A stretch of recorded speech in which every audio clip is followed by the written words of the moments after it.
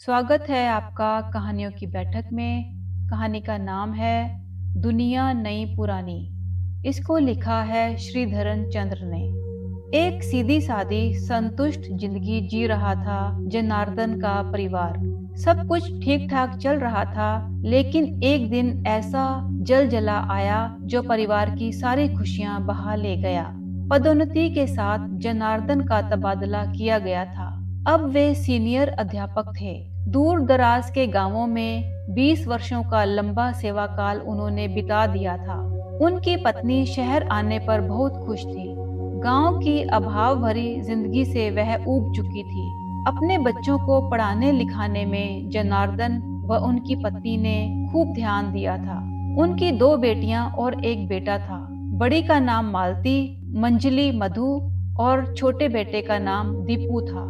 मालती सीधी सादी मगर गंभीर स्वभाव की, तो मधु थोड़ी जिद्दी व शरारती थी, जबकि दीपू थोड़ा नटखट था। मालती बीए की पढ़ाई कर रही थी, मधु 11वीं में पढ़ रही थी और दीपू 3री कक्षा में पढ़ रहा था। समय बीत रहा था। वहाँ गांव में जनार्दन पैदल ही स्कूल आते जाते थे।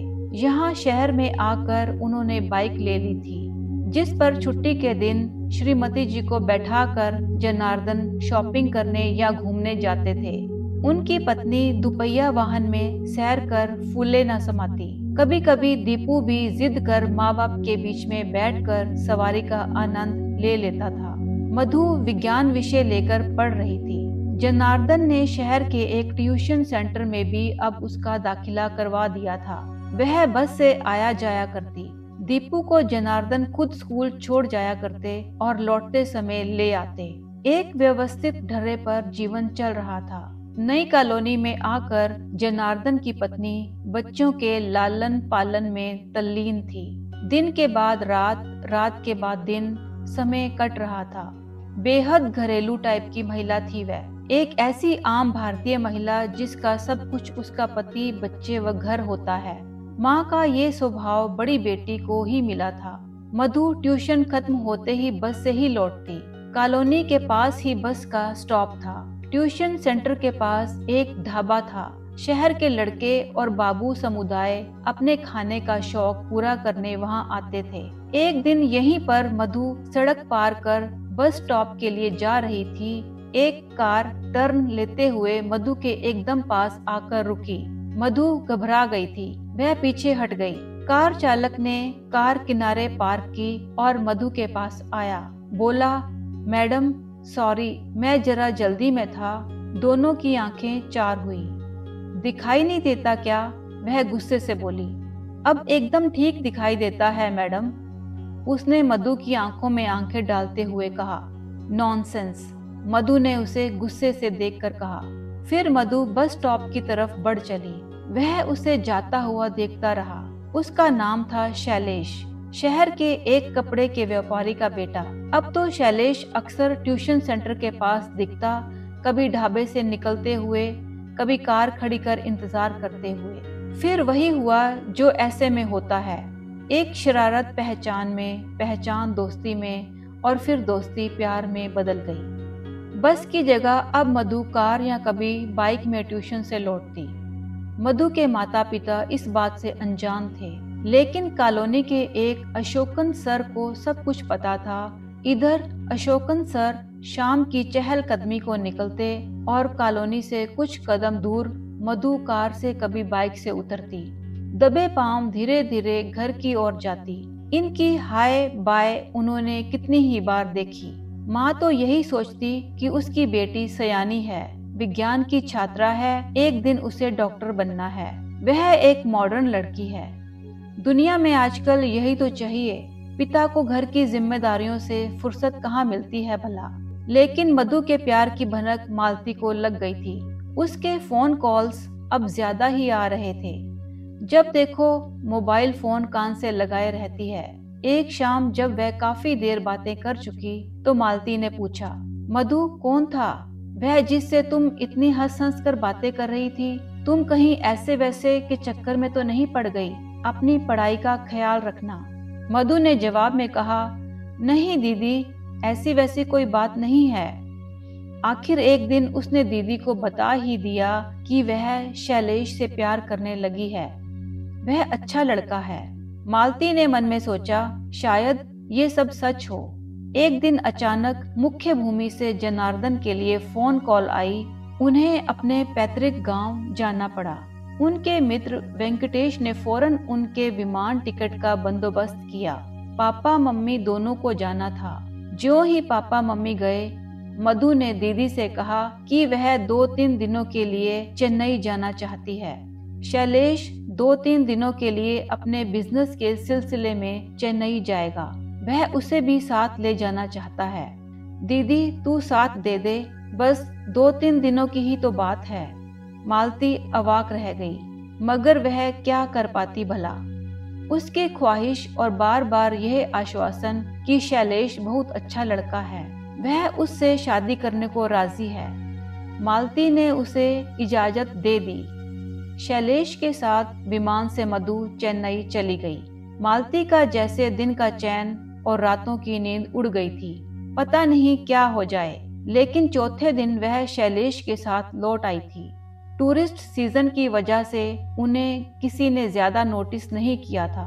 1 सप्ताह के बाद मम्मी पापा मुख्य भूमि से लौट आए थे। गांव की पुश्तैनी जमीन का उनका हिस्सा उन्हें मिलने वाला था। मम्मी पापा के लौट आने पर मालती का मन बेहद हल्का हो गया था। समय गुजरता जा रहा था। जनार्दन और उनकी पत्नी बच्चों के उज्जवल भविष्य के लिए दिन रात एक कर रहे थे।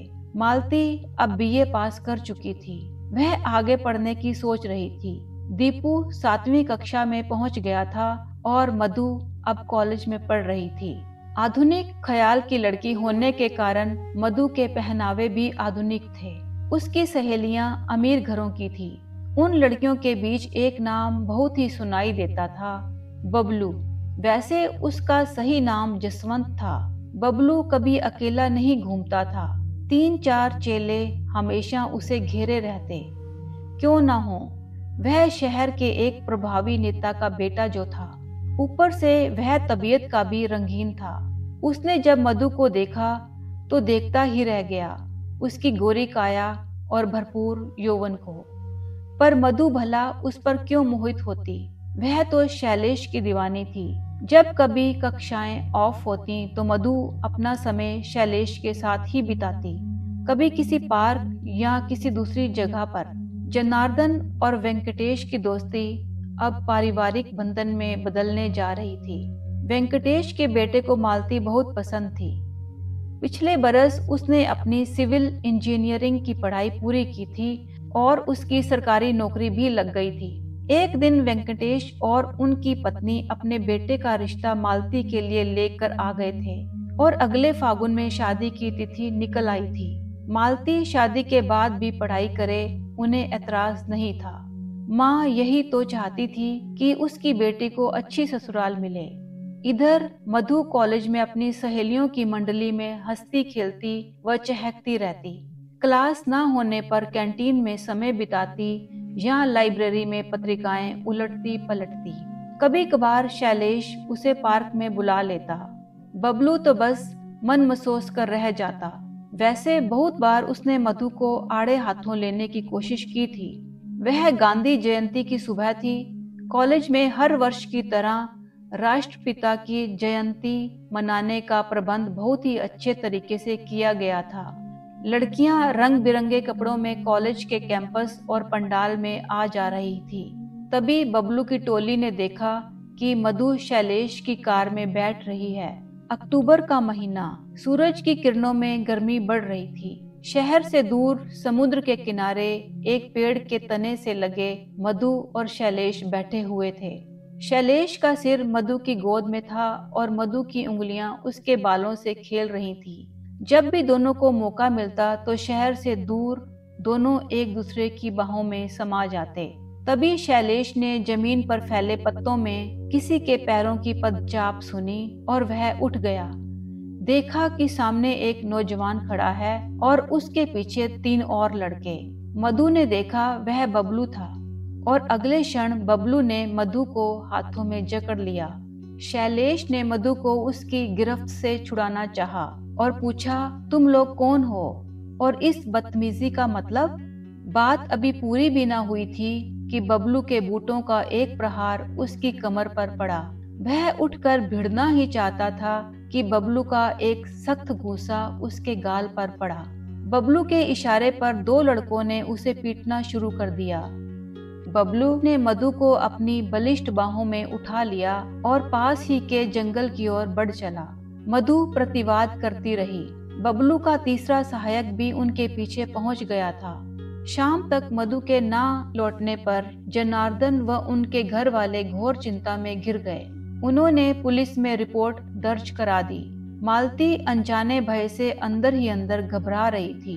अगले दिन ये खबर जंगली आग की तरह फैल गई थी कि शहर से दूर जंगल में एक लड़की का शव और समुद्र के किनारे एक लड़का घायल अवस्था में मिला है। पुलिस हरकत में आई। उसने शव को अस्पताल पहुंचा दिया और घायल लड़के को अस्पताल में भर्ती करा दिया। जनार्दन को पुलिस ने अस्पताल बुला लिया था शिनाख्त के लिए। जब पुलिस अधिकारी ने शव के मुंह से कपड़ा हटाया, जनार्दन के मुंह से चीख निकल गई। वे वहीं गिर पड़े। दोपहर तक शव कॉलोनी में लाया गया। कॉलोनी के लिए वह दिन शोक का था। सभी जनार्दन परिवार के दुख में शामिल थे। माँ का रोकर बुरा हाल था। छोटे दीपू को जैसे कुछ समझ में नहीं आ रहा था। मालती दहाड़े मार मार कर रो रही थी। जनार्दन के लिए सब कुछ एक अबूझ पहेली की तरह था। उनके सपनों का महल धराशायी हो गया था। रो रो कर उनका भी बुरा हाल था। मालती के सिवा कौन जानता था कि मधु के जीवन के ऐसे अंत के लिए मालती भी तो जिम्मेदार थी। काश शुरू से उसने उसे बढ़ावा ना दिया होता और माँ पिताजी को सब कुछ बता दिया होता। दहाड़े मार कर रोती मालती को अड़ोसी पड़ोसी ढांढस बंधा रहे थे।